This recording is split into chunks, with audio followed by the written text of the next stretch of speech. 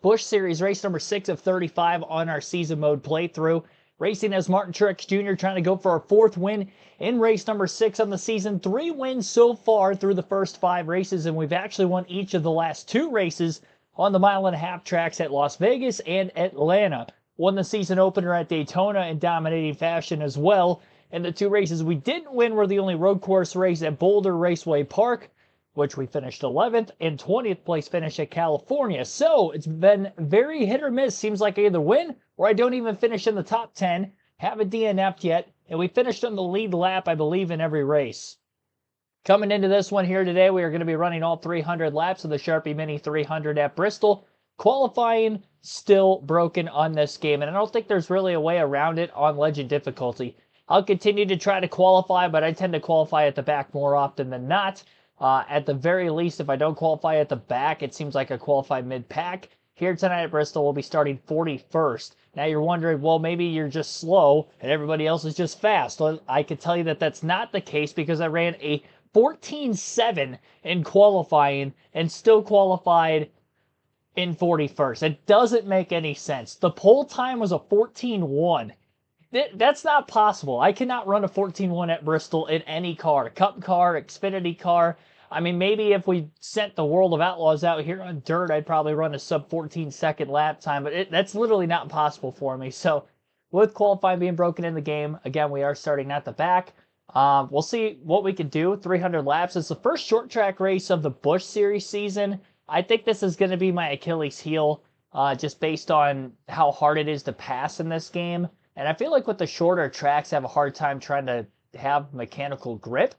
I'm actually going to add a little bit more downforce before the start of this race.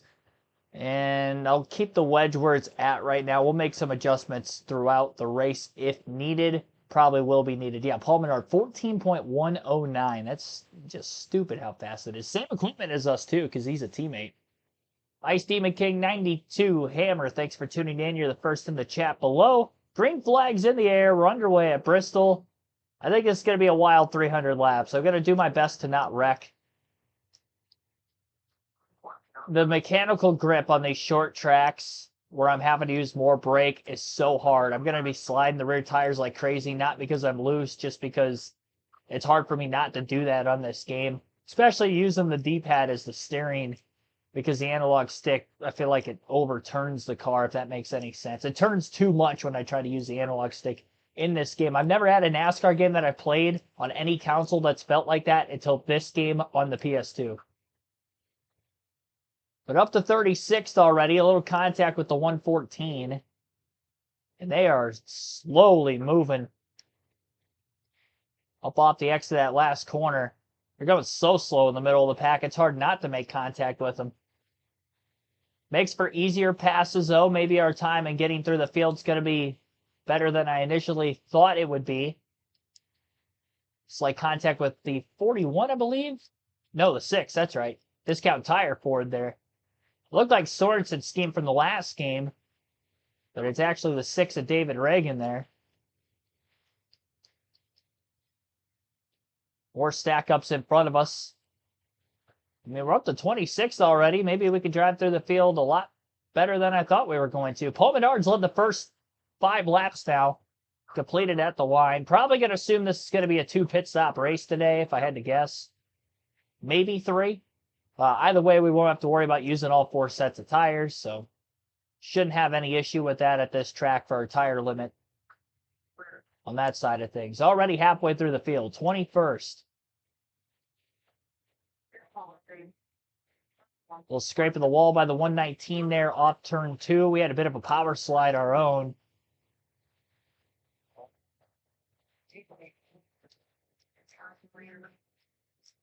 You have glasses now. All right. I always wonder what that adjustment is. I'll probably find out one of these days.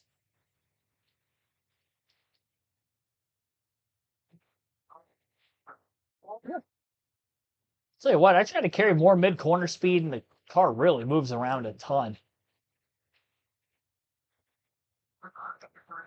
I don't think I'm going to be able to put together a 14.7 like I did in qualifying, honestly. Maybe on fresher tires on a restart if I'm at the front of the field, but that would be the only chance I could think of running a lap time like that. We're already up to 18th, though.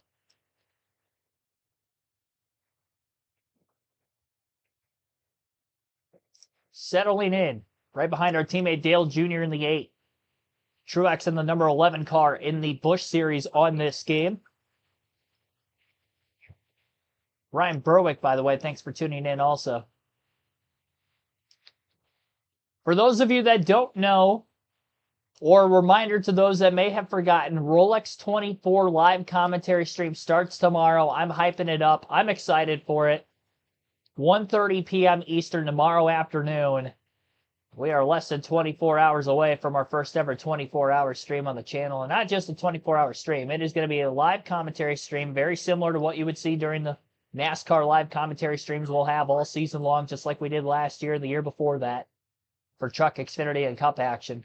We'll be having it for the Rolex 24 this weekend. So Rolex 24, as far as the Clash goes, I'm going to be in Indianapolis that weekend for the Royal Rumble. I'll be able to do the Clash on Sunday night, but usually I would do practice, qualifying, and all that for every race going forward throughout the course of the season, just like I did last year, too, for the Cup Series. More practice this year, so those streams are going to be a little longer, Friday, Saturday, start the season. But because I will not be in town that Saturday night of the heat races and qualifying for the Clash, I'm not going to be able to do commentary for that, but we will have commentary for the Busch Light Clash. Actually, I don't even think it's Busch Light anymore. Isn't it Cookout, I think? The Cookout Clash this year? But anyway, yeah, the Clash at Bowman Gray Stadium, we're not going to be having qualifying or heat race commentary for that, unfortunately. Maybe it gets rained out, and I get lucky enough that maybe I could do it on like an early Sunday or something like that. But yeah, I'm not going to be back from Indianapolis essentially next weekend until late Sunday morning, early Sunday afternoon. Just a heads up. Obviously, there will be more posted to the community tab closer we get to next weekend. But this weekend is first. I've already altered my sleep schedule. I started 2 nights ago. I still had to work a full day yesterday. Well, I actually used a couple hours of sick time in the morning to go in later. That was so I could sleep in later than I normally would on a normal work day. Normally, I would get up about a quarter till 5, 4:30, depending, what time I actually get up. Usually, it's 4:45. So 4:45 is when I would usually get up. I got up at 7. I used 2 hours of sick time. And I took a shower the night before. Didn't take a shower in the morning. So I got up at 7 to try to get as much sleep as I could that night. So I got 9.5 hours. I only had 7 hours of sleep yesterday. That kind of scares me a little bit. I was just so wide awake this morning. I couldn't get back to sleep. I was trying to sleep in longer, and I just couldn't do it. So that is really the hard thing for me, and I think doing that again tomorrow is going to be difficult. Ideally, I would like to sleep till at least 11 tomorrow morning, which would be 2.5 hours for the start of the race. If I could sleep a little later than that, I will. I'll have my alarm at noon just in case, but I don't know if I could sleep that long, honestly. And I stayed up till 3 o'clock in the morning last night on a work night, trying to adjust the sleep schedule even more so I can sleep in further. But I stayed up till 3, and I was up wide awake at 10 a.m., like 5 till 10. I had my alarm set at 11, which is what I was trying to go for, and I just couldn't get back to sleep.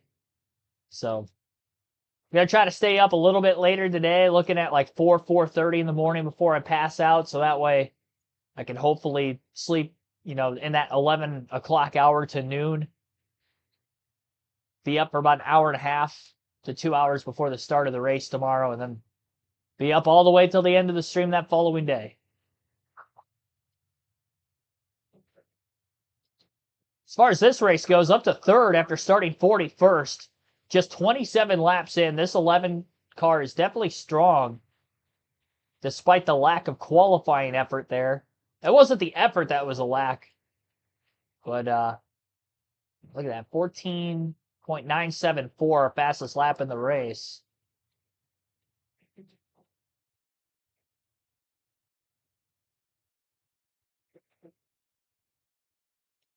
Yeah, I can't push that hard in the corners.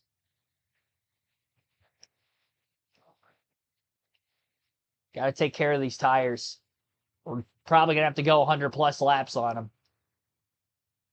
For the most part, so far, I feel like I'm doing pretty good with them.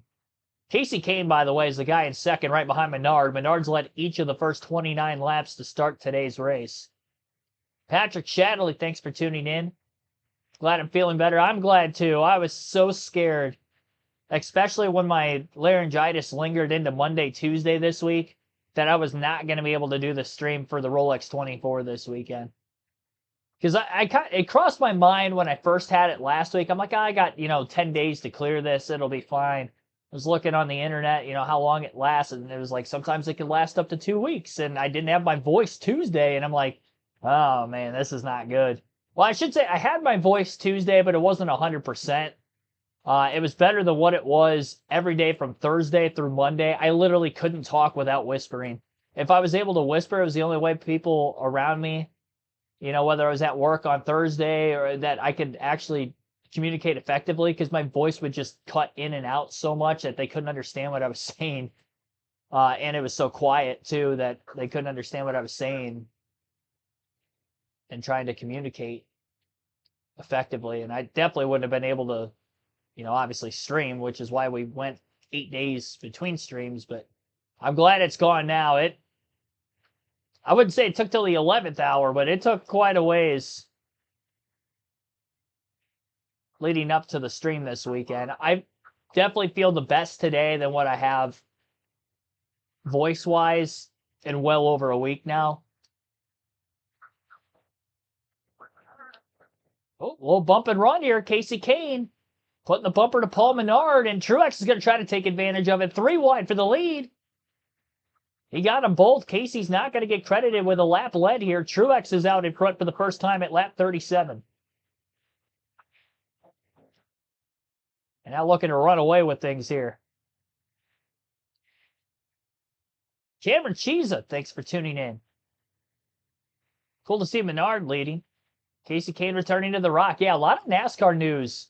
Obviously getting closer to the start of the season. Casey Kane returning to the Rock. Red Bull returning as a sponsor for Trackhouse Racing for several races in the Cup Series this season.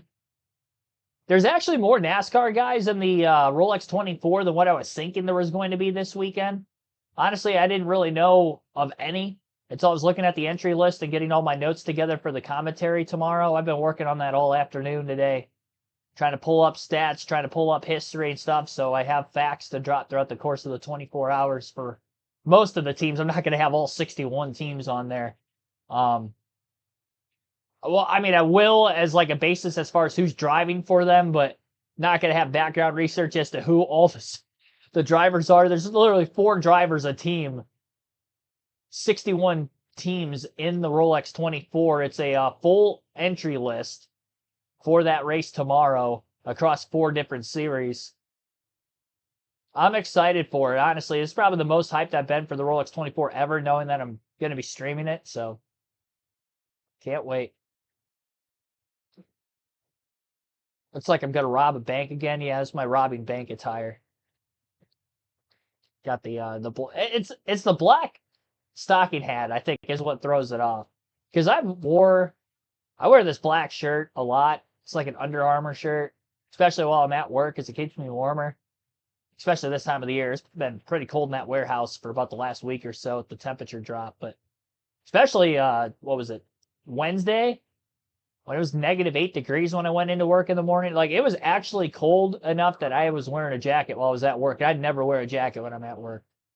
I'll have multiple layers on sometimes with like a flannel and like a Henley or something.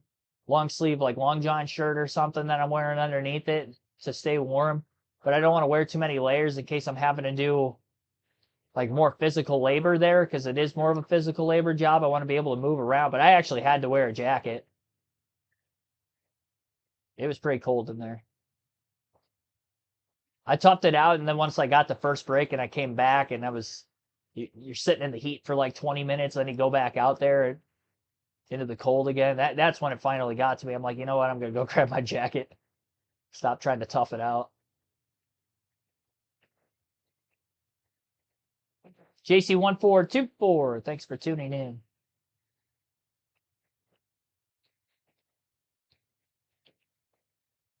Yeah, as a NASCAR fan, I'm definitely pulling for Team Trackhouse in tomorrow's Rolex 24.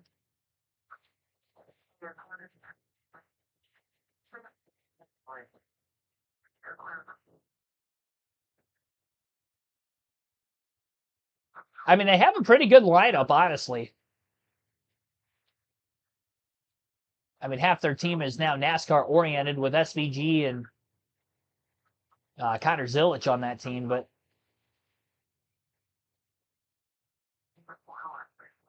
interested to see what they do. Is this, I haven't done obviously enough research to this point yet, and I still got more to do throughout the night. I'm going to be up till, 3:30, 4 o'clock in the morning again, pulling my notes together for the stream tomorrow. But as far as that team goes, is this their first ever Rolex 24 appearance? Or did they run the race last year?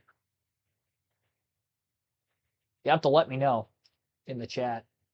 Actually, I'm trying to think back. I don't really think I paid much attention to the Rolex 24 last year for whatever reason. Usually I do.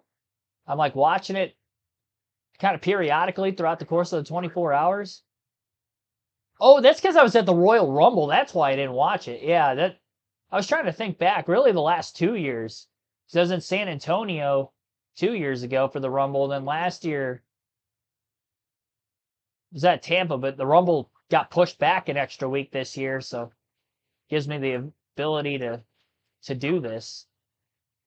And if it's going to be first weekend of February going forward, I'll be able to hopefully do this more often. We'll see how tomorrow goes first. I still could be a little in over my head.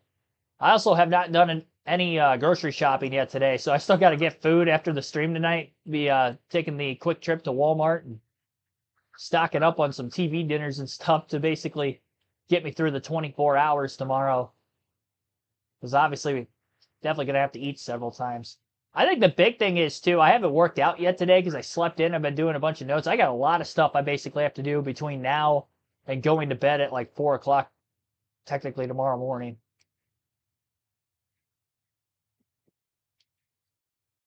But I'm definitely excited. I'm up for the challenge.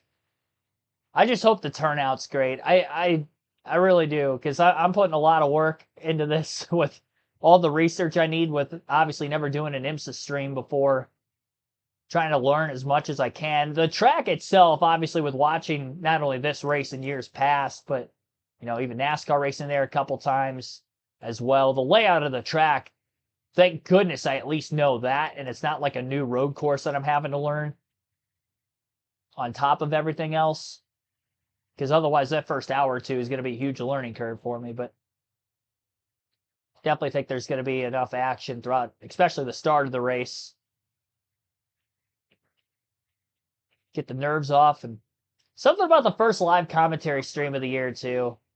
I always get jitters this time of the year when, obviously I've only done live commentary for a couple of years now, but taking the couple months off, hoping that when I get back to it again, I could still give you guys my best commentary I can.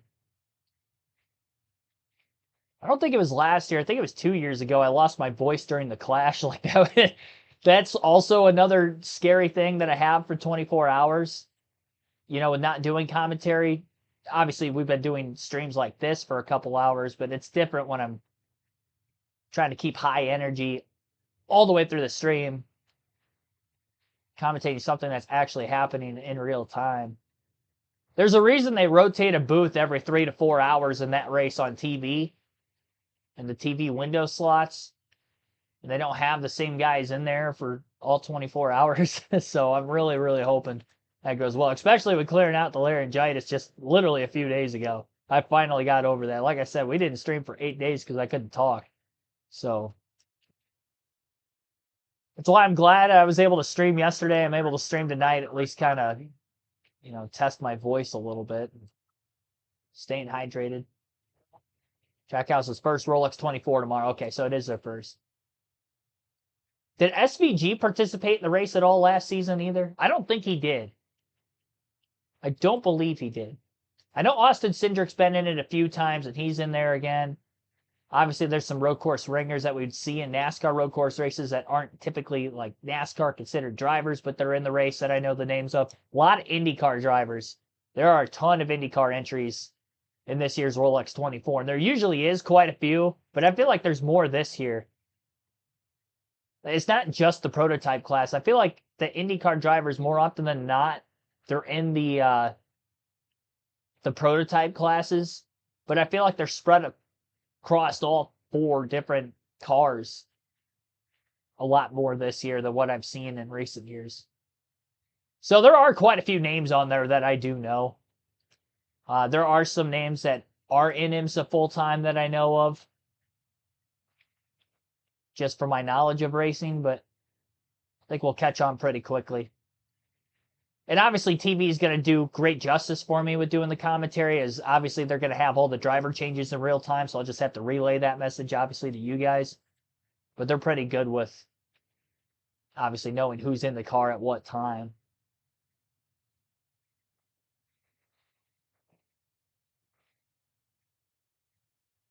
So our lead was 3.4 seconds at one point. We've actually lapped quite a few drivers. Didn't take the lead till lap 37. Started deep in the field. And here we are, trying to manage this gap. With literally nobody around us. Our fastest lap has increased since taking the lead and getting out to a little bit more clean air. 14.809, and that last lap actually was our quickest of the race, 14.780. That was closer to what I ran in qualifying. Still a few hundredths off of where I was in qualifying, but yeah, this is definitely some of the faster laps of the race that we're putting together now with no traffic around us. Tires are holding up fairly well. Not even halfway out of gas yet, so this might actually look like a one-stop race rather than a two-stop race. I didn't think we were going to be able to go 150 laps on a full tank of gas, but it's looking like it. Paul Menard's still in second.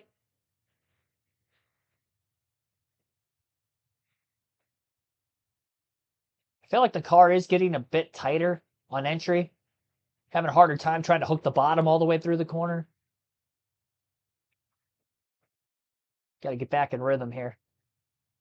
These first 76 laps have just flown by.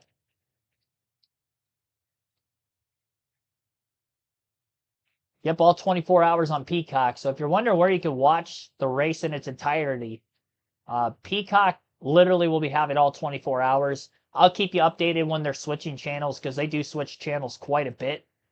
I think CNBC's carrying a couple hours of it overnight, like some of the overnight hours. USA Network's got a big chunk of the race. NBC starts and finishes the race.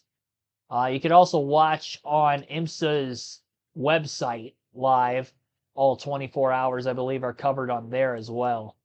IMSA TV. I don't know if that's behind a paywall or not. I'm not familiar with that website, but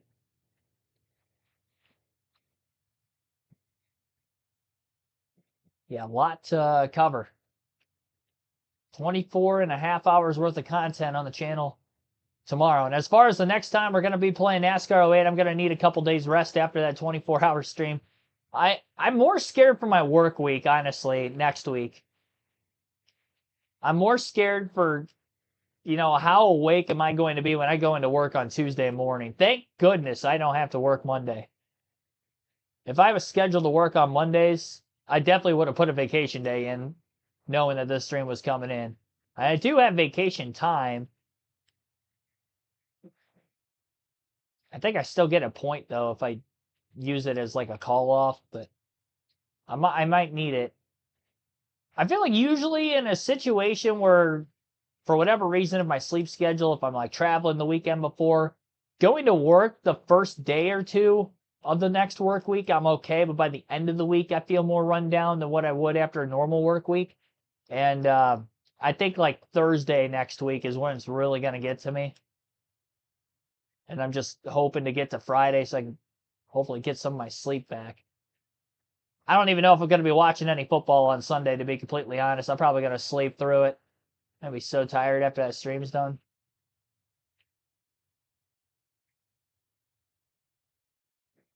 Alex, thanks for tuning in.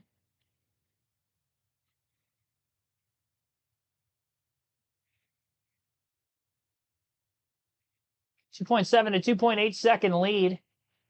Did a good job growing it out to about 3.3 seconds there a little bit ago, but Menard has slowly creeped in. Actually, I think it was as big of about a 3.7 second lead. I'd imagine there's probably no lap traffic around Menard either, which is why we are maybe running similar lap times now. We had a great run on him after Casey Kane tried the bump and run move to take the lead, and we took it 3 wide to the bottom of both cars. That's how we got out in front. And it was the easiest way to try to make the pass for the lead at the time.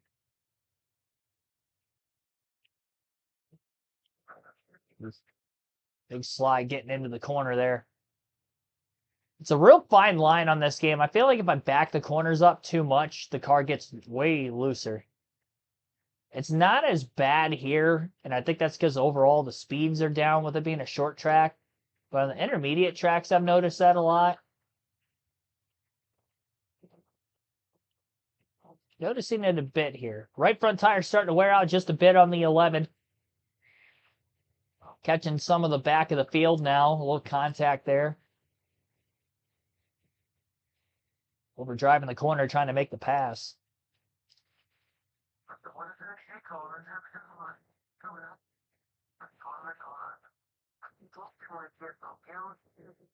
Yikes.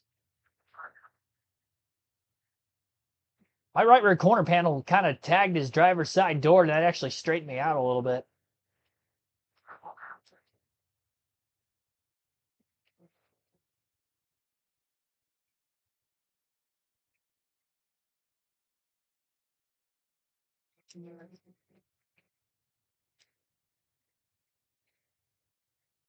Alternate through the different camera angles for the first time in the race today.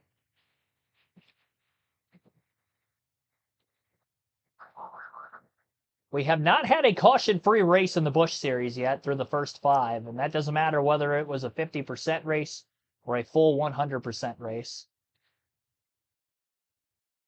Truck Series, we've had 3 of their first 6 races going caution-free. 2 50% races, both of them last night went caution-free, and then the season opener at Daytona, which was the full 100 laps, that race went caution-free also. Now, we haven't seen as many yellows in the Busch compared to, say, the Cup side, but we have seen at least 1 in every race. Waiting to tell if that will happen again here today. Both right side tires in the yellow on the tire wear indicator. It's nice that they've gone over 90 laps before they started to really wear out. And honestly, the car doesn't really feel that bad right now still.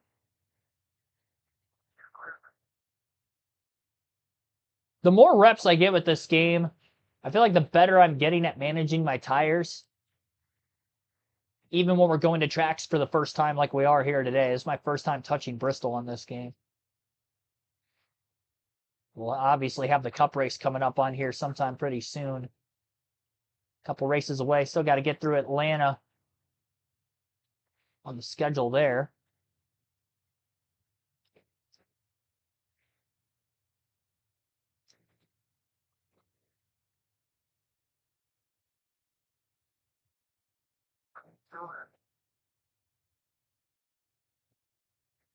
Lap 100. Out of 300, 5-second lead for Truex.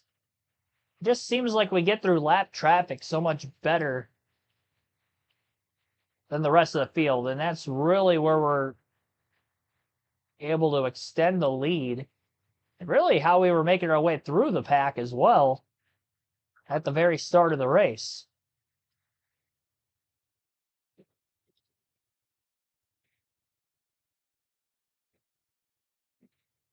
What do I think for football this weekend? I think the Bills take down KC. I really do. I think the season KC has had, despite the record and what it shows, they don't look like the KC of old.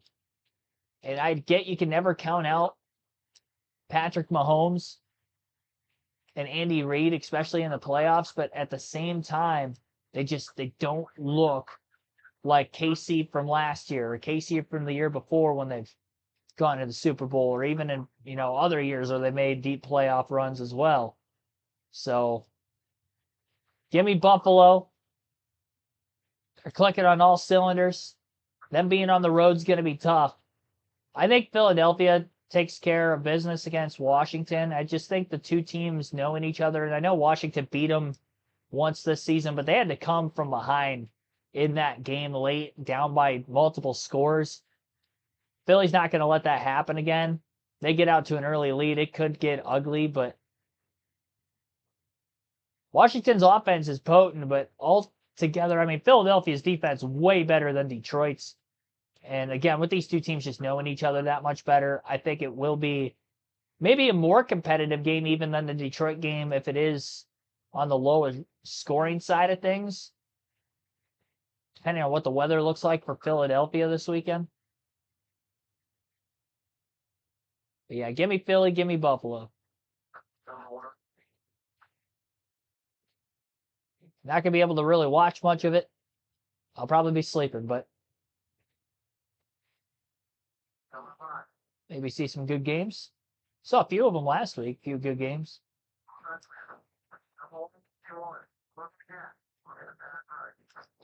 I don't want to say I'm thankful that my Packers aren't making a deep playoff run because I would wish that they'd be playing this weekend. But at the same time, knowing that I was doing this stream, I would have liked to have watched my Packers play. And the NFC game is an early window game too, so there's no way I would have been able to watch the Packers game, which would have been an hour. The NFC title game is only an hour after the end of our stream on Sunday.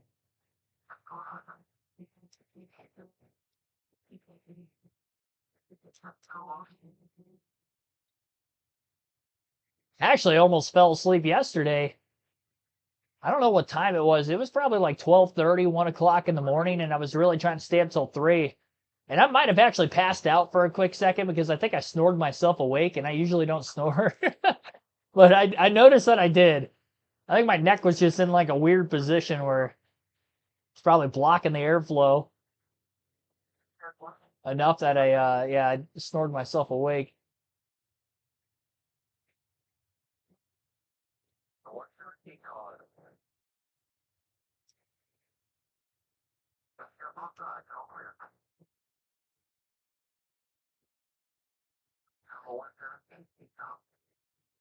Been watching some old Royal Rumble matches, gearing up for next weekend, trying to help pass the time to stay up as late as I have been. Hope Washington wins. Going to be tough to beat Philly, yeah. In Philadelphia.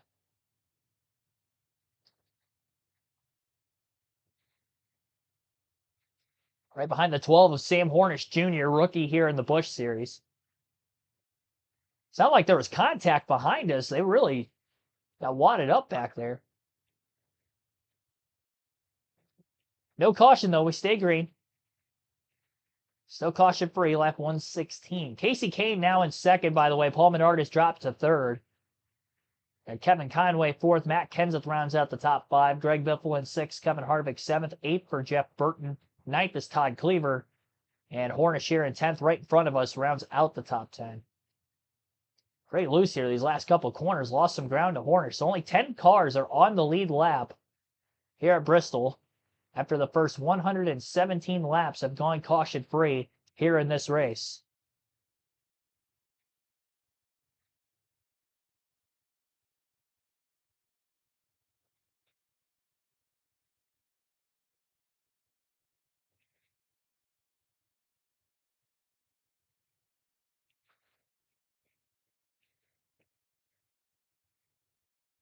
Yeah, to make it on one stop, again, we're going to have to pit right around lap 150. The fuel tank should be able to stretch that far.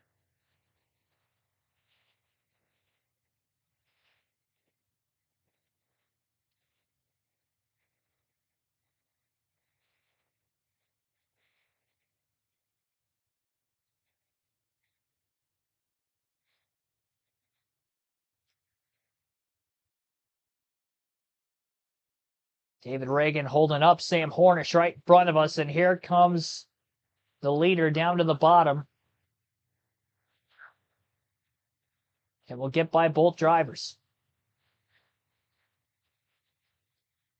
So Hornish and Reagan losing a lap. I believe Reagan's actually 2 laps down now.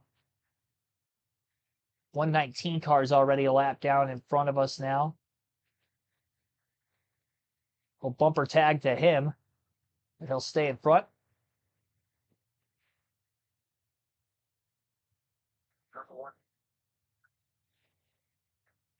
Yeah, definitely going to want to go as far as we can on fuel as well, because you don't want to risk going a lap down. Even with as big of a lead as we have right now, which is about 8.3 seconds, we'll still easily lose a lap if we were to pit earlier.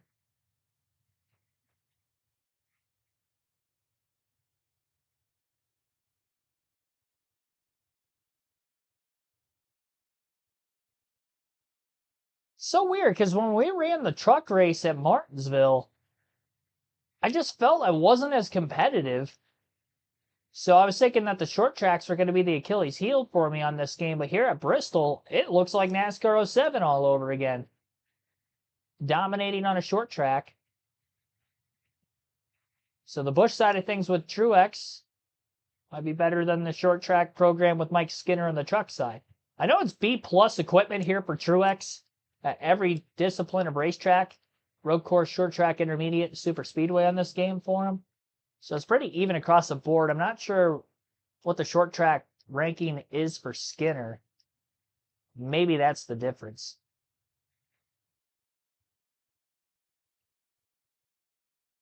I'd like to think we can make it to lap 150. We went, what, lap 77 before we hit halfway out of gas, so I would like to think we can make it to lap 150, but maybe I burned a little more fuel in the second half of the run. I don't know. That would definitely throw a wrench in the strategy if we did have to pit more than one time. Caution in a weird spot could be interesting as well. Like, we get a caution right now. I think we have to pit even though we're outside the window. I don't want to not pit and then everybody else ends up pitting and then we go a lap down on the race start. So I think we would kind of be forced to pit, and it could work out in our favor if they stay out, knowing they're not in the window. Maybe they do as the leader, and then we try to run till 20, 30 to go before we pit again. So there's definitely a couple different things looking at strategy-wise, but again, that's if a caution comes out. Pretty straightforward, though. We're going to split this race in about half if it stays green. If we end up getting a caution later in the race, I think I'm probably staying out still unless the car is really ill-handling at the end. I feel like it's more egregious on these older tires like it is on most tracks on this game that I've raced so far. Like most tracks, I feel like the tire wear is just, I mean, it's bad. I did put more downforce in the car post-qualifying, so I think that that might have helped as well. So added more downforce after qualifying. Lap 135. Eighth of a tank of fuel left, I believe. So the crew chief just told us that we're almost out, so got to get to lap 150. Oh, jeez. Big squirrely moment there. Weird Truex only won one Busch race after his back-to-back titles. Just a random thought. Yeah, we've already won more than that this season. For the 07 season, 3 wins in the first 5 races. Though I don't know how much he would have ran full-time. And DEI also, if you really look at it from the Xfinity Series program, Busch Series program at this time, wasn't the same after Truex won his titles. And really, I mean, you look at the Cup side of things, the way they were there in the late 2000s as well. They weren't even the same on that level, so just overall, they were just kind of in a sinking ship, I guess, by way of just equipment in comparison to the rest of the field. Start tracking our way around a couple more cars.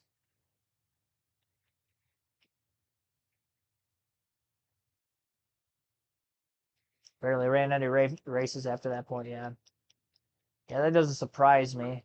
It's probably why he's in the 11 car here, and they had Dale Jr. in the 8 in this game. Dale Jr. probably ran more Busch races than Truex this season.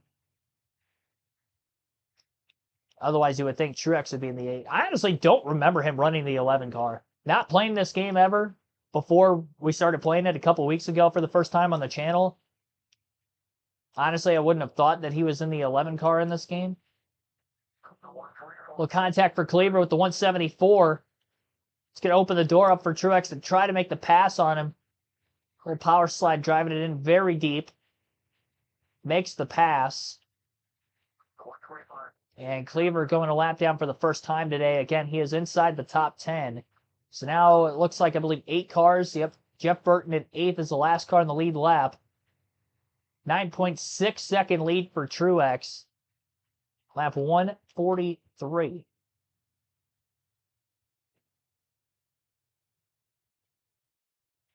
Yeah, I remember Menard in the 11, and it's weird, too, that Menard has led a bunch of laps in the very early going of this race from the pole, and he's up in the top 3, because I see him on the leaderboard, and I see the 11. Actually, specifically, I see the 11 icon on the upper right-hand corner of the screen when you're looking at the track map, and every time I see that, I keep thinking that's Paul Menard. And then I'm like, oh, wait, no, that's where I'm at on track. Menard isn't even in second anymore. Casey Kane is. I keep thinking that's Menard trailing me.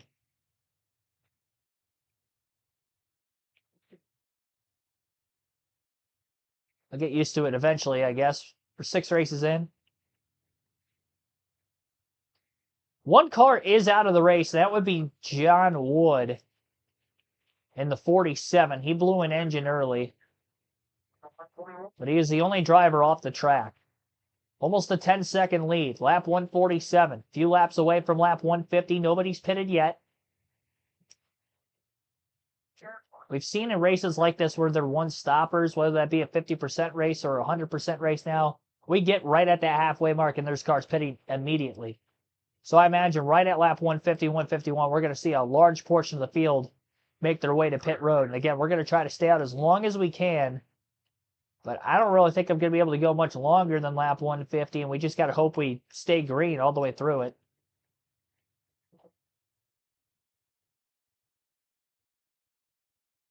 Or if we do catch a caution, hopefully it's before we've hit rather than after. Halfway. Right at lap 150 and at our number.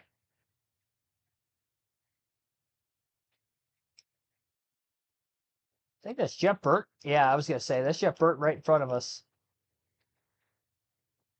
Too much of the apron there. I will say the apron on the short track here at Bristol, I was able to grip up on that pretty well in NASCAR 07. I can't do that here. I feel like the car slides a little more. Harvick going to lose a lap as he was right in front of his teammate Burton as well. Now just 6 cars on the lead lap at lap 152. I'm going to stay out one more lap. Nobody has pitted yet, so Truex looks to be the first one coming to pit road. And I would assume our pit box is on the front stretch, like it is on every other EA game before this. I really hope it's not based off qualifying in this game out of randomness, because otherwise I'd be on the back stretch. I'm going to take the risk and hope it's on the front. Back this car down. Easily going to make pit road speed there. No adjustments. 4 tires, full tank of gas here, and the leader is on pit road.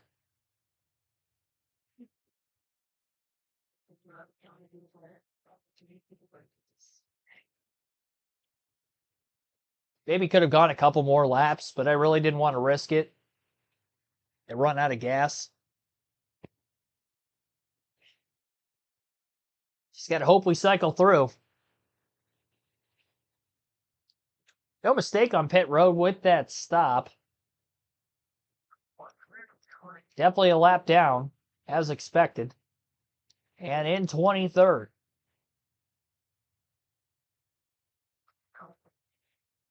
So now the hope.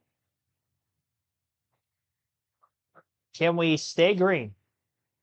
Up to 20th. Couple other cars already on pit road. Somebody getting into the back of Truex there. Green car of some sort. Must be a fantasy driver. He's hit me. He's hit me. Menard on pit road. Back on the lead lap quickly here for Truex. He wasn't that far behind him. Oh my gosh. This guy might even be a different guy now. Oh, well, there's the caution. Good thing we were back on the lead lap, but we did not make it back to the lead yet. Finally get our first caution of the day. And I don't know if that's Cleaver or Biffle, because there's two 16 cars that look identical to one another. I think the 3M is Biffle, though. Maybe the Post-it car is the other one. Maybe they're both 3M. I can't remember. I haven't played the Busch Series on this game in over a week, and we've only had a couple races. Yep, so there's the yellow. And we got some cars pitting again. We'll take back over the lead. Should. See what the game says.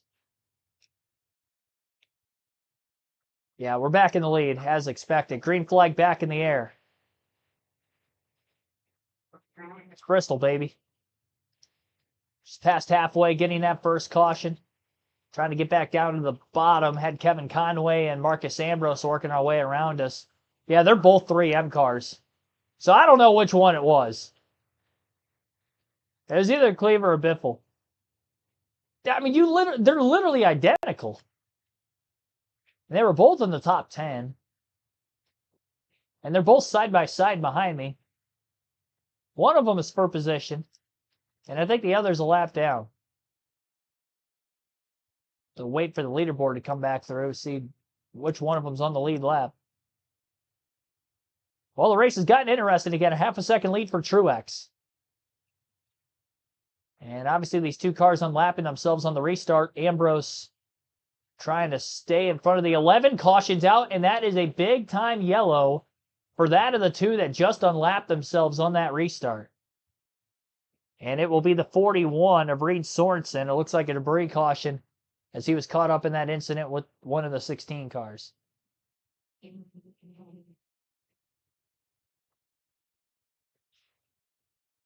Hood had fallen off.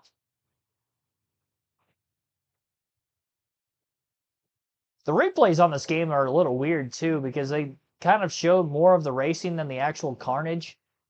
And then the carnage happens right at the end of the replay. Like right there, he was driving around for like almost a full lap before his hood fell off on the replay side of it. They seem longer, too, just overall.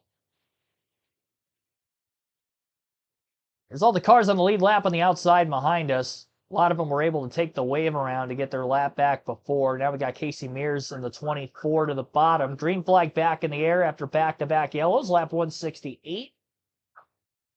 We'll see if we get any more. Oh, Truex pops the wall. Off turn 2 there. Gets to the bottom in front of Sorensen and trying to settle in. Actually, now that I think about it, is that Stremme in the 41 on this? And not Sorensen. Sorensen's in the 41 in the Cup Series, but I think it might be the 41 of Stremme on the Busch side. Paul Menard's back in 6th. Here's back in the lead lap after Truex got against the wall. Truex trying to get back around Mears. Casey's in 11th right now. Cleaver is in 10th, by the way. Nope, Sorensen is in the 41. She's a different paint scheme. I had it right the first time. Unless there's two 41s. Is there two 41s?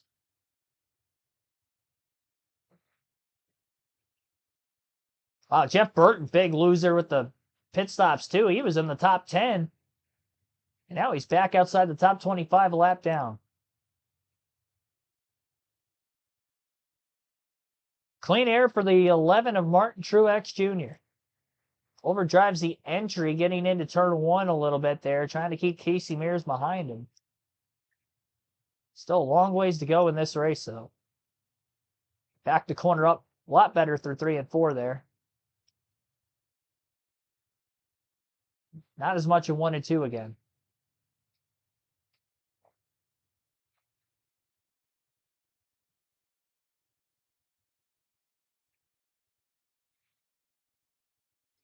I'd imagine with the 3 charter rule,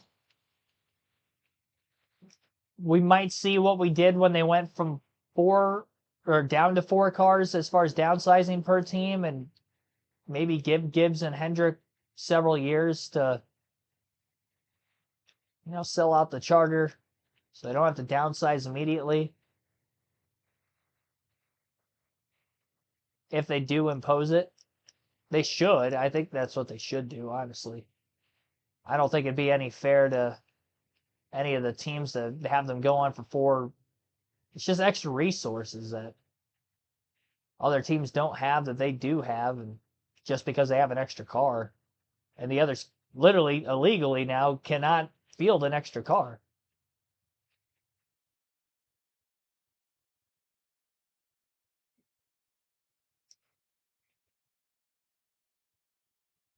Yeah, I know that they're grandfathered in. I would imagine that they're going to change something at some point, because I don't see them not changing what it looks like as I keep bouncing off the wall. I've hit the wall 3 times since the restart. Just get back in the gas too soon, kind of chopping off the corner a little bit more in the apex too. 120 to go. Focus in here. You got some racing left. I love Bristol, though. It's amazing how quick the laps go by here, though. You go to a Bristol race in person and you're watching, and you see the Jumbotron, it's like lap 500, and then just like, especially nowadays in the third stage, because the first 2 stages are like barely over 100 laps, so kind of know, kind of caution free for a while, and then there's the yellow for the stage, you know what lap it is. But the final stage, like if you get like 100 plus lap green flag run, you restart, you're at like lap 250, 260 something. And then randomly you look up, like caution will come out, and you're like, oh shoot, they're on lap 412 already. You're not already paying attention to it. Just kind of look up like every 20, 30 minutes, and 100 laps have already gone by.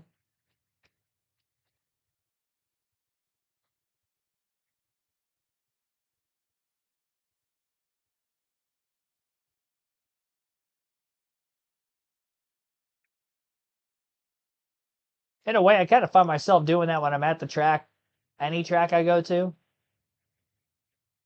Just kind of look up at the pylon, lap 147 of 200. Man, already?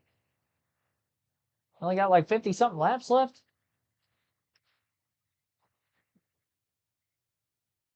White 41 is Stremme, red 41 is, yeah, so there are 2 41s. So Stremme was the one bringing out the debris caution with his hood falling off, and not Sorensen. But there are 2 41s. Thanks for that in the chat. I did see that now. They're both running very similar in position to one another, too, kind of like both the 16s are in this race tonight. At least those 2 cars have a completely different paint scheme. Could you imagine if there was no leaderboard, though? Like, we'd have a really hard time trying to tell who is Greg Biffle and who's Todd Cleaver every race.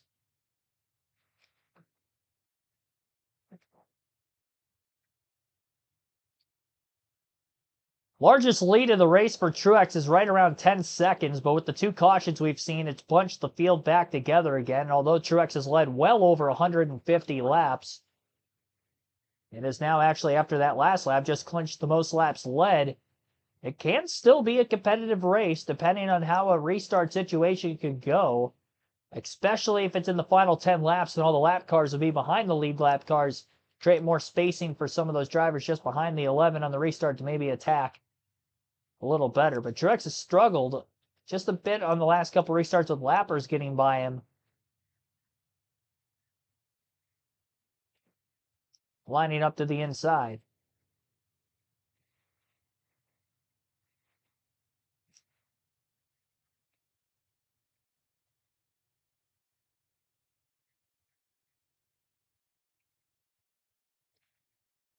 Yeah, 217 cars also. From behind, they both look similar. And then when you get side by side, you can tell the paint scheme difference between the 217s. Roush has so many cars they're fielding in this Busch series. Obviously, with having the double 17s and double 16s, I think they have like 6 cars. They have those 2. They got the 6. They have the 60 in this game? I don't think they do. They have the 60. I don't think they do in this game. Maybe they just have the 5 teams then.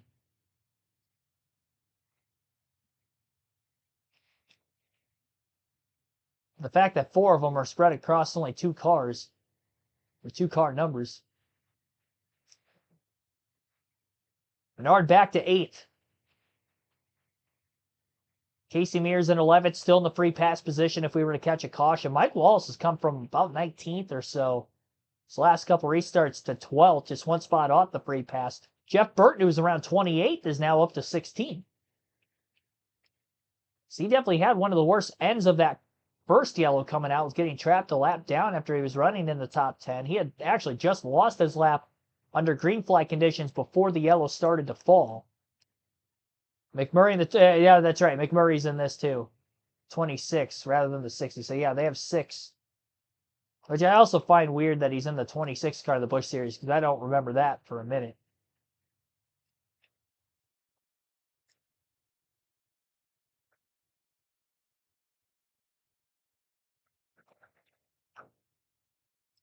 $200 down, 100 to go.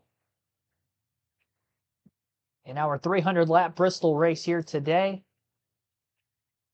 Slow car. Is that Denny Hamlin? Looked like the 20 of Hamlin might have blown an engine. J.J. Yaley, by the way, is up in second. Casey came to 30, restarted 5th. Biffle's falling back a bit. Montoya having another solid day. He almost had a win on an oval.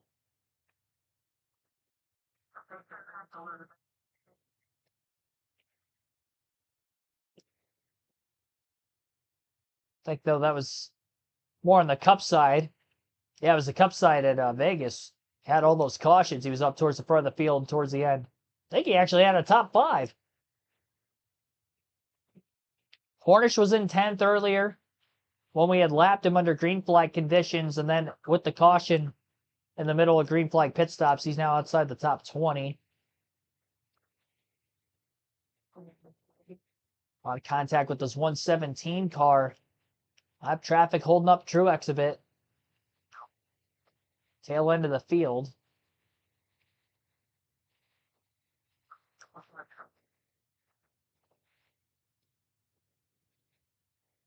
These guys are so slow back here. Oh, big move there. Already underneath the lap car. He sideswiped us pretty good.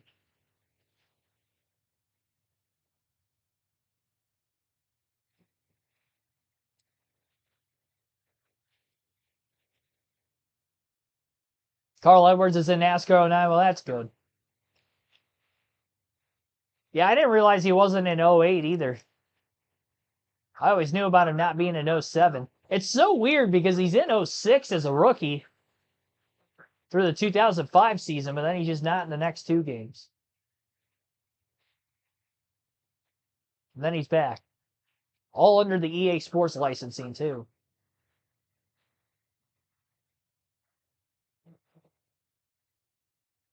Largest lead since the restart for Truex is right now about 2.3 to 2.4 seconds.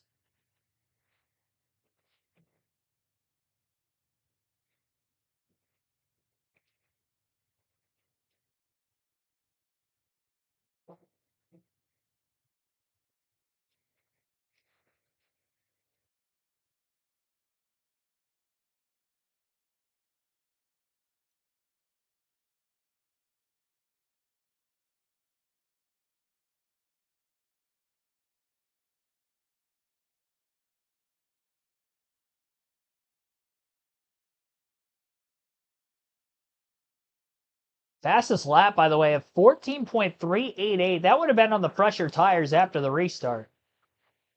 What a lap. That's still about almost 3/10 off the pole time. Our pole time from Menard was a 14.109. 14.388 for Truex.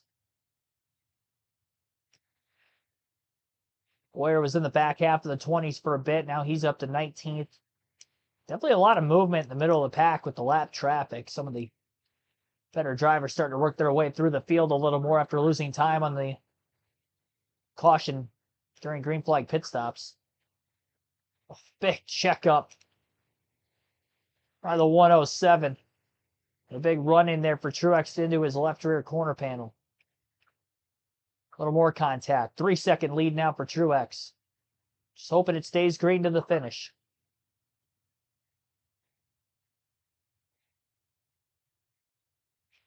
See what, some of these lap cars are way slower than others.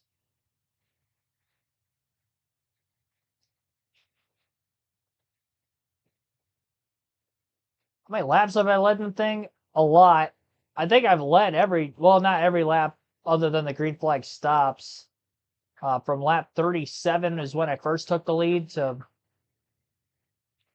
basically now. I mean, there's a handful of laps, maybe 2 or 3.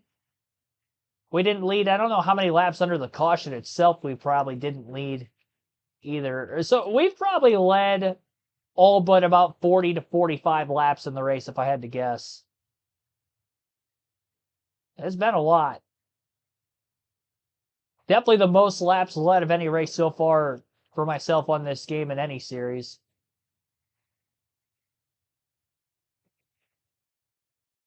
I've not broken 100 laps led on a single race yet, so nice change of pace for myself. Like I said, though, we got to take advantage of these kinds of races because it's going to be races that we're going to struggle, that we have struggled. Didn't lead a single lap at Boulder Raceway Park, finished 11th on the road course. California Speedway, we struggled across all 3 series in that race. Got to go back to California again a second time, too. Tried to find better speed the second time around.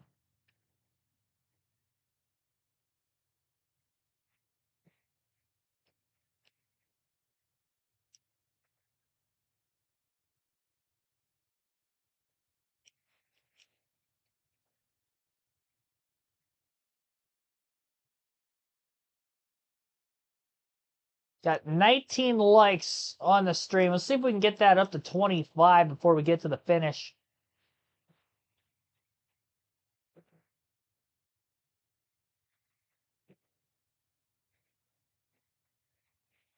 I think we had, well, we definitely hit 25 yesterday.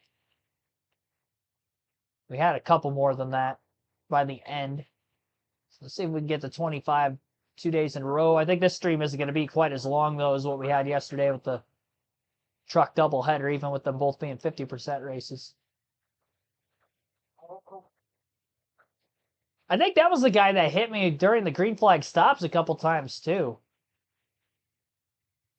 I don't know his name, but it is a fantasy driver. Hit me a little bit there, too. It's the only reason I have any sort of scuffages on the right rear or left rear corner panel. That guy's hit me like 3 times now. Look what he did to my car.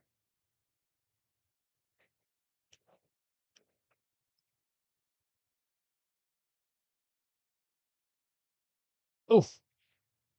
Well, some of the right rear damage is because of that.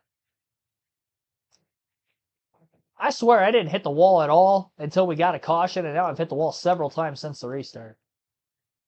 Be more aggressive with when I can try to get back into the gas. At times, it's led to some of the fastest laps of the race. I mean, our fastest lap in the first half of the race before we put the new set of tires on during our pit stop under that caution. Well, I guess technically we pitted under green, but still had, what, a 14.7? Dropped it down to a 14.3. Slide.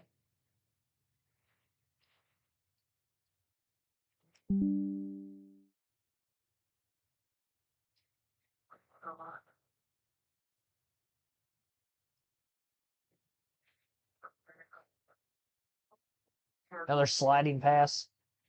Yeah, I still got to go to Starbucks tonight so I can get some coffee for the stream tomorrow, too. I don't know what time they close. I really hope they're open till at least 9, because I don't think I can get there by 8. So I wanted to make that my last stop. I should have done it earlier today. It feels so weird staying up as late as I did last night and then waking up way late in the morning hours like I did. And I felt a little sluggish all day, not gonna lie. I procrastinated, working out, getting groceries up to this point. This is not like me. This is a one weekend only deal. I'm going to be doing this. I'm going right back to the way things usually are for me because I do not like this sleep pattern.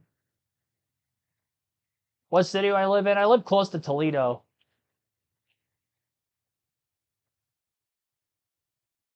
Toledo, Ohio. I have no clue what time Starbucks is open, so. And I'm planning on getting three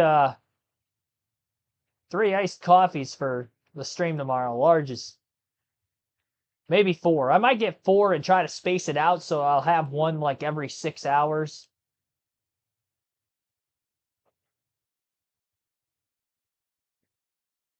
Every 6, go 6 hours, have one. Try to go another 6, have another, and then I'll have the last 2 for the last 12. Use it as I feel. On top of all the water I'll be drinking. I'm going to have to use quite a few bathroom breaks over the course of the 24 hours, I'm sure. I'm pretty good with really not using hardly any at all, even during the cup race streams, which are like 4+ hours for me, but I'm pretty good. I go to the bathroom before the stream, and I'm good to go until after. But, yeah, 24 hours, that ain't going to happen. That's just not possible. Not with drinking as much fluids as I'm going to be drinking. Jackson Robinson, thanks for tuning in. Got a 4.5-second lead now, second largest of the race. First half of the race, we got up to about a 10-second lead. Just beyond that, we lapped all but the top 6. There were only 6 cars on lead lap at one point. This car right in front of us, Jamie McMurray, just popped the wall up turn 2. Had a big run on him. We'll get him on the front stretch, it appears. Boyer in the top 20, Dale Jr. as well. They're both going to lose a second lap very soon. 21 likes on the stream now. We're 4 away from 25.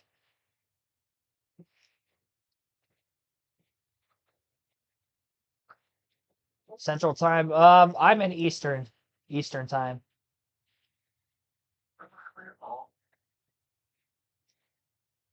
Yeah, I don't think it gets to Central around me until you get closer to Chicago, Illinois, or like very Eastern or Western Indiana.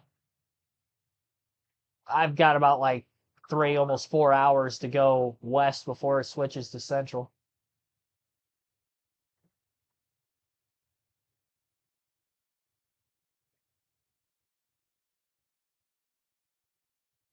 Toledo at 9. Yeah, hopefully that's 9 Eastern. I mean, ideally I could still go there before the stream tomorrow, but I'm gonna be sleeping up until, anywhere between an hour and a half to 2 hours for the start of the race. So I really don't have to get up and do anything in that like tight time frame. I'm already gonna have to get something to eat right away. That's probably gonna kill 20 to 30 minutes.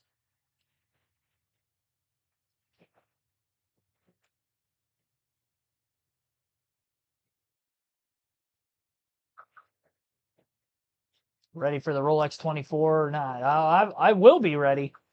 I'm in the process of getting prepared for that stream.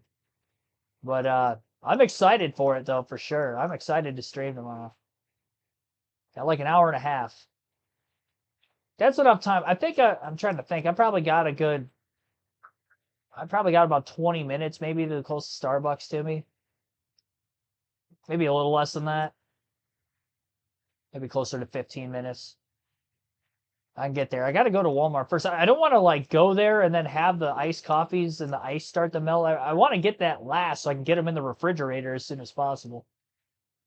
Refrigerator, freezer, whatever. Should I freeze it or should I? Because the ice is probably gonna melt in the refrigerator too. I mean, I don't know how to go about what I'm going to do here. Because I don't want it too watered down when I go to drink it. It's probably gonna taste like crap. I go to actually drink it on the stream tomorrow. I'll power through it.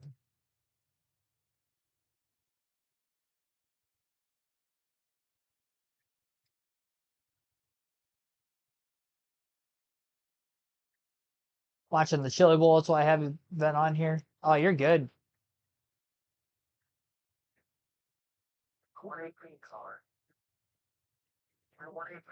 We haven't streamed. Well, I streamed yesterday, but that was the first time in 8 days because I was sick anyway, so. I don't think you've missed much. 6-second lead in this race. And barring a caution, Truex has got this one in the bag. Still got a little less than 50 to go. I missed all of you. That was the longest time I've had off between streams since last winter during the off season. By far. I'll take a couple days off here and there just to get, you know, I don't want to do this like every single day because I did that for the first year and a half of the channel where we didn't miss a day. And that burnt me out quite a bit, but you know, I'll take a couple days off here and there, but yeah, I didn't like being away that long. I wasn't even ready for a one-day break, let alone, you know, ideally what I was probably going to end up doing, I was probably going to end up taking tonight off and yesterday off prior to the Rolex 24 stream, but because I hadn't streamed in so long before that, I didn't want to do that. I needed to get some, I needed to be able to talk it on a mic essentially before that long stream this weekend.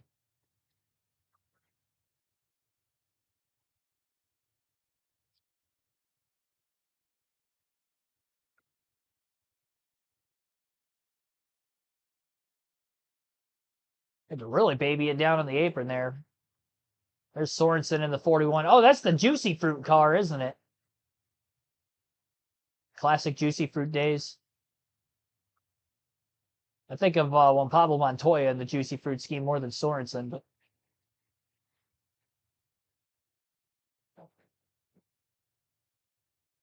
giant wad of cars. Got by one of the 16s. That might have been Cleaver. I think he was at the tail end of the lead lap. Here's Casey Mears in 11th. So once he goes lap down,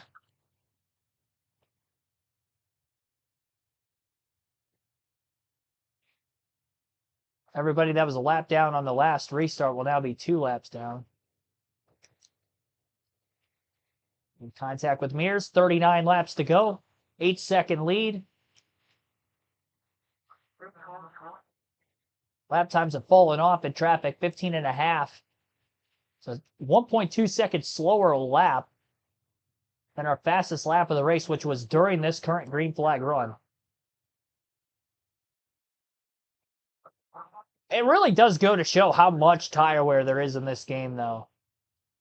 I'm still quicker than everybody else in comparison. Am I picking this weekend? As far as the race goes, I haven't done enough research to that point yet. Ganassi's always a front runner. Wayne Taylor Racing's been pretty good at Daytona the last several years, too. If we're talking overall win, I would like to think it's probably going to come down to those two for the win. You know, as a Blaney fan, I would like to see Penske perform well enough to try to get the win there. Team Trackhouse, I hope they do well, although they're not going to be going for the overall win. We'll see if they can get a class victory. Taking Porsche Penske overall.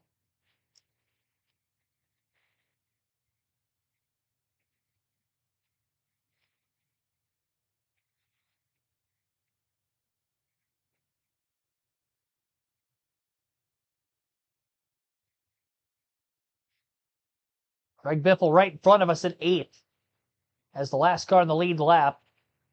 Just over 30 laps to go.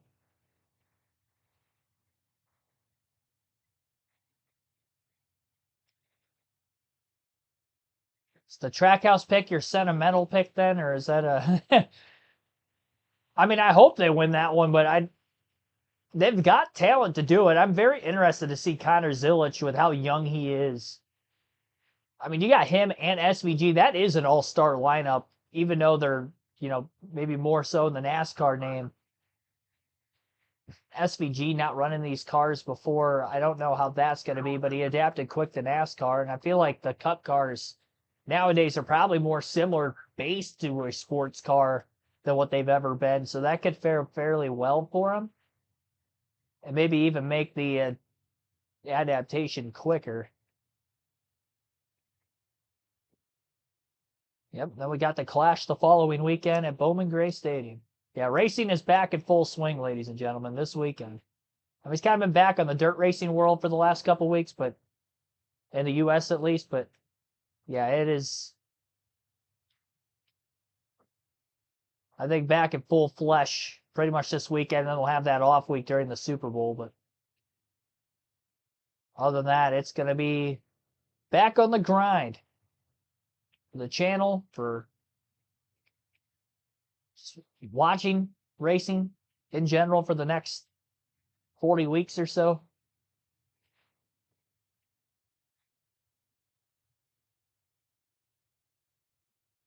So we get to early to mid-November again next year.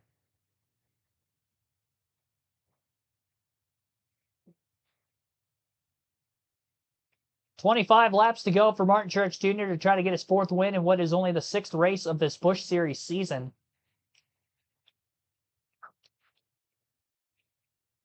More wins than we have with Skinner in the 6 races on the truck side. We've only won 3 of the 6 there. And so far, only 3 races in the Cup, with 2 wins for Casey Kane, Vegas and Daytona.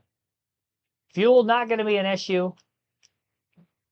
Pitted under green at lap 252, 253. I think it was 253.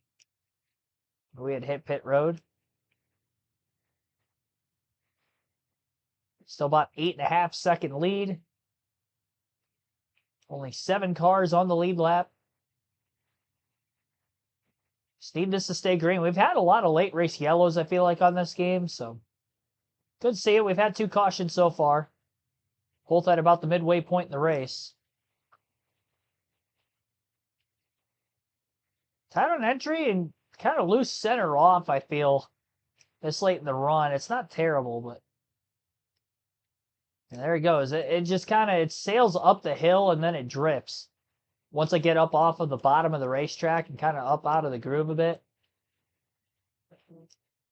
It is so hard to run the outside line on this game without skirting the tires too much.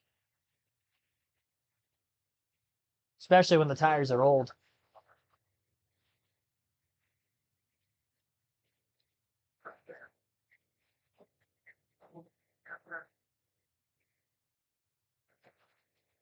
$20 to go.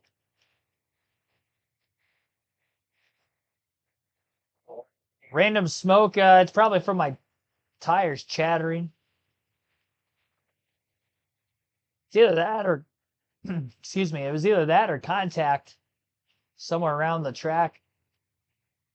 But if you've seen it the last couple laps, it might be from the tires skirting a little bit in the corners because I'm dealing with that. Yeah, like that. And that's probably going to be seen next lap.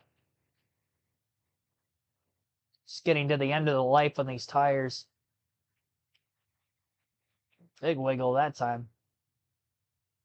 Big wiggle, no skirt.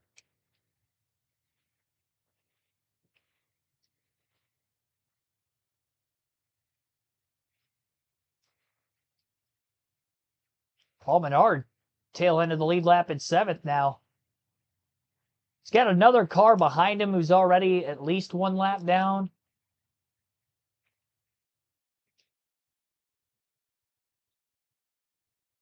We may get to Menard, we may not. No pressure to have to. But definitely a DEI-dominated race. I do think Casey Kane led during green flag pit stops. So I believe he is the only driver to lead other than the DEI cars of Menard and Truex here tonight.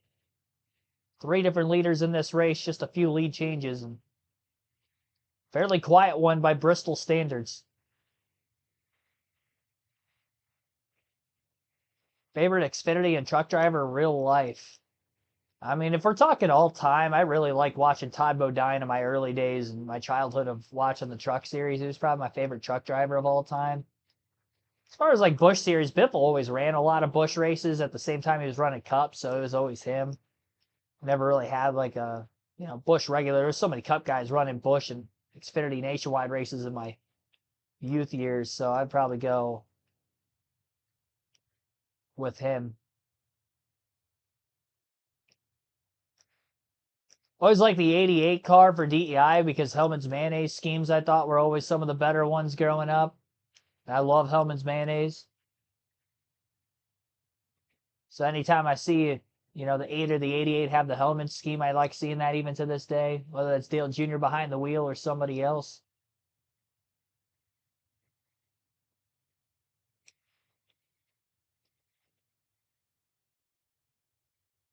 I was like Dale Jr. schemes growing up too through the Busch series, more so whenever he'd have like the Oreo car, the Ritz car. 10 to go. Menard's pulling away from us. He doesn't want to lose a lap late.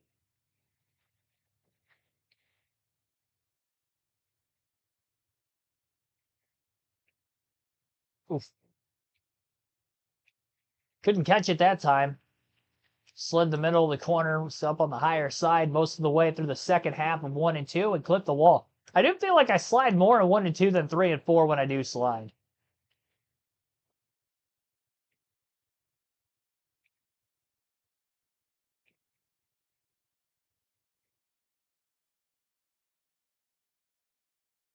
Definitely not getting anywhere near that 14.3 we had earlier in the run. Did have a sub 14-second lap time not that long ago, though. Or sub, 15-second lap time. 6 to go. Oh, this year. I don't know. I don't really. As a team, I like Thor Sport because they're based out of Sandusky, Ohio, and I live only like 45 minutes from Sandusky, so 45, 50 minutes, somewhere around there to get there. So it's kind of cool that there's a local team in there. So I guess those guys, but as far as like driver itself, if it's not Ryan Blaney, I don't really have an attachment to anybody else driving, and he doesn't even run Xfinity or truck races hardly at all anymore. So yeah, I don't know. I don't really have one. For the story side of it, I like rooting for the young up and coming drivers like not Travis Kvapil, but Carson Kvapil and Connor Zilisch. Very interested to see how they do next year. I wouldn't say that I have a favorite necessarily.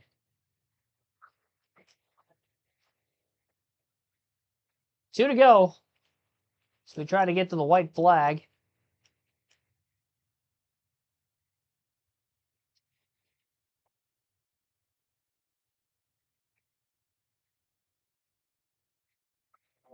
And there it is, white flag in the air, 1 lap to go. Final lap of the race.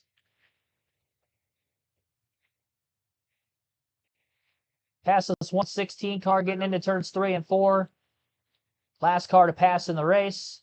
Checkered flag waving on the other side, and Martin Truex Jr. is a winner at Bristol. He didn't win here at all in his career, at least in the Cup side, but we're going to win in the Busch Series for him here tonight. Only 1 hour and 23 minutes total time on this race. Why do I like Ryan Blaney? So I grew up watching. Am I out of gas? Oh, no. I thought I was out of gas there for a second. Felt like there was no power. I grew up watching Dale Blaney race locally here in Northwest Ohio a lot. Going to my local dirt tracks. It's a handful of them within like an hour or two of me. I grew up going to the dirt track all the time as a kid. Dale Blaney was always my favorite. That's Ryan's uncle, Dave's brother. So he was always my favorite there. So when Ryan was getting his way into the NASCAR ranks as Biffle was going towards the end of his career, ended up taking over as a Ryan Blaney fan there.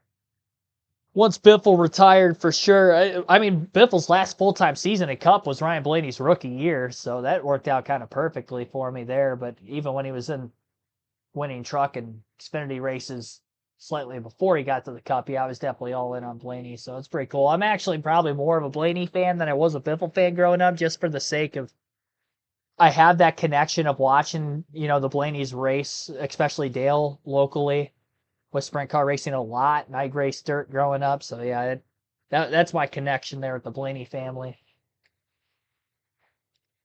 We'll take a look at the finishing results. 261 laps led, so I guess 40 to 45 laps led or lack thereof for this race. I was just off. We led all but 39 in this one, despite starting towards the back.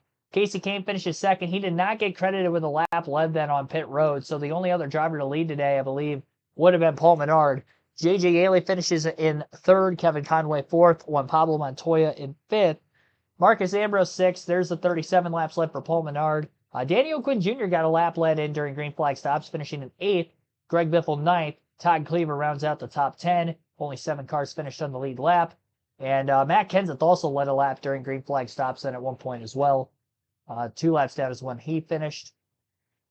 Our other teammate, Dale Earnhardt Jr., ended up finishing 2 laps down in the race in 18th. Let's see who all finished the race entirely. It's like we had 4 DNFs. I did see Denny Hamlin blow an engine, so I was right on that. R. Jordan, B. Finley, and John Woods, the 2 other fantasy drivers in Wood, were the DNFs. So 4 of them total. Mentioned already, an hour, 23 minutes, 6 seconds total time in this race. 2 cautions, 6 lead changes, 9.4 second margin of victory, and 115.43 mile per hour average race speed. That is going to round out tonight's stream. You know what the next one is? Tomorrow, live commentary on the channel, 1:30 p.m. Eastern. We will go live for the Rolex 24. I just realized that the audio was muted the entire time on the gameplay. I unmuted it there for a couple seconds late. You might have been able to hear some audio from my TV, but if it seemed delayed in any way, that would have been why. I did not realize that. I apologize. Can't believe there was no gameplay audio the entire time. Can't believe I didn't notice that. Probably because I could hear it with having my TV on, but yeah, not there. Well, that's tough. Tough scenes. Anyway, Rolex 24 tomorrow, 1:30 p.m. Eastern. We will be live from 1:30 p.m. Eastern tomorrow to 2 p.m. Eastern Sunday afternoon, so 24 and a half hours of full coverage. Drop of the green flag is scheduled for 1:40 Eastern time tomorrow, so we'll only be going live about 10 minutes before. Kind of similar to like a truck or Xfinity race broadcast, but we'll stay live for the winner interviews from the 4 teams that will go on to win their respective classes in this weekend's event. So hope to see you for that. Thanks for watching these last couple of days, getting geared up for it. And we're going to have a lot of fun, I think, for the 24 hours of Daytona. Hopefully you can check in throughout the stream. I don't expect anybody to be there for all 24 hours, but hopefully I see each and every one of you at some point during the course of the next 2 days during that stream. Thank you all so much for your appreciation and support. 2025 kicking off live commentary tomorrow on the channel. Can't wait. Every weekend, pretty much, outside of Super Bowl weekend, we'll be doing live commentary every weekend for NASCAR or other, sanctioned races, mostly NASCAR, obviously, from tomorrow through early November. Because even Easter weekend, they're racing at the Rock for the truck in the Xfinity series. So, yeah, we're going to have nonstop content coming up here very shortly. Thank you again. Have a good rest of your Friday. See you back better than ever tomorrow afternoon.